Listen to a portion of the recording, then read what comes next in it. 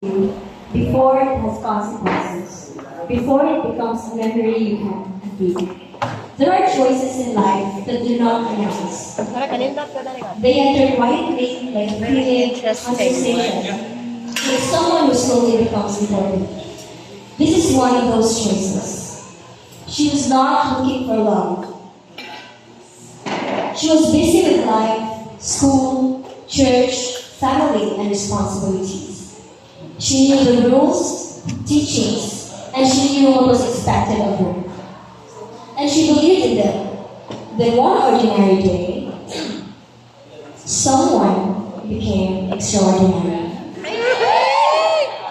He was kind in a way that did not try to impress. He noticed the small things. He respected her boundaries. He waited when she said she could not meet on Saturday. He never mocked her faith. When she talked about God, he listened, and slowly her heart leaned toward him. Not because he was perfect, but because he was present. Weeks passed.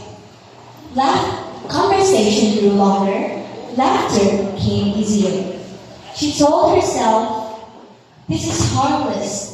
We're just talking, and I'm strong in my faith." But emotions do not ask for permission. They grow in the space we give them. And one day, she realized she was in love. One evening, the conversation changed.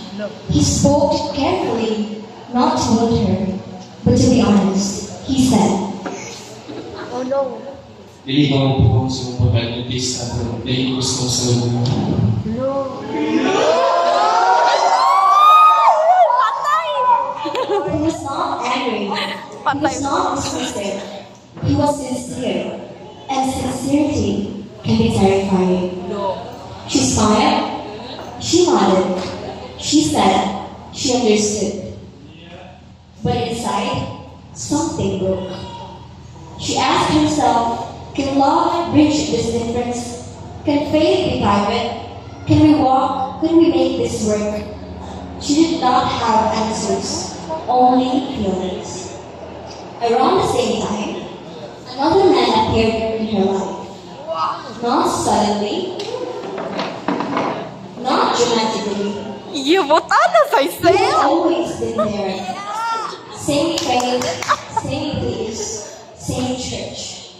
Her parents noticed him immediately. The church approved quietly. He prayed with confidence. He thought about the future with certainty. Marriage, family, and serving God together. Everything made sense except her heart.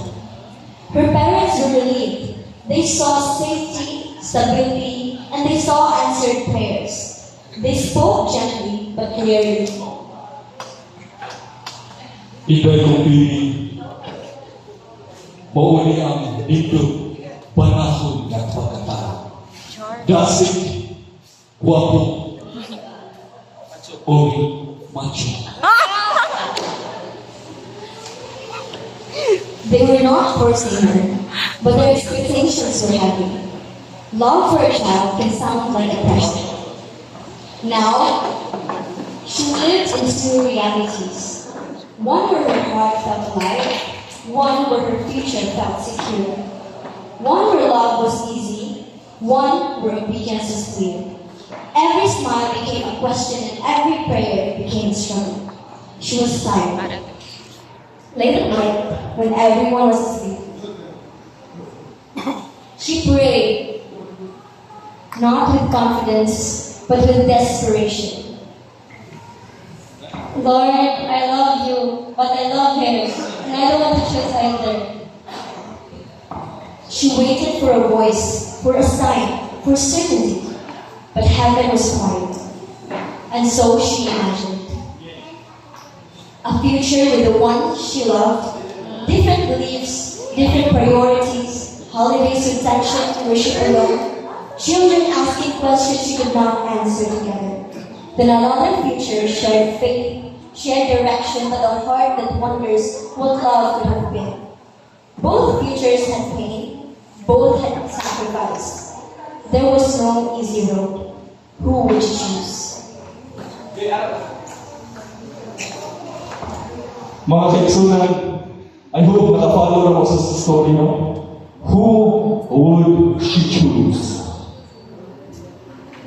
The green flag guy na pili ang Adventista o hindi gusto mga Adventista, or kaning guwapo, dasig o macho na tao na Adventista.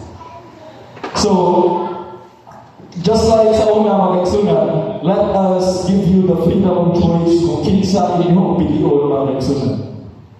Dili mo maglingkod kung ni mupili mo sa Greek Adventista, dili mo maglingkod kung mupili mo sa Dili Adventista.